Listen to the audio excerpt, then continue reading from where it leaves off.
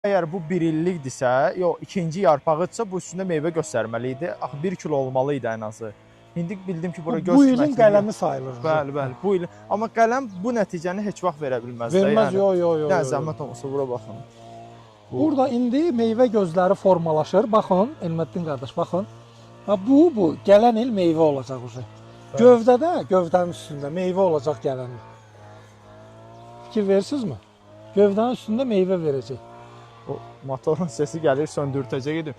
O işarə eləyə bilərsən bircə dəqiqə söndürsün motoru. Qəşəng yarpaqları zadı hamısına. Müşfiq qardaşım bağı ümumiyyətlə necə deyim, nümunəvi bağdır.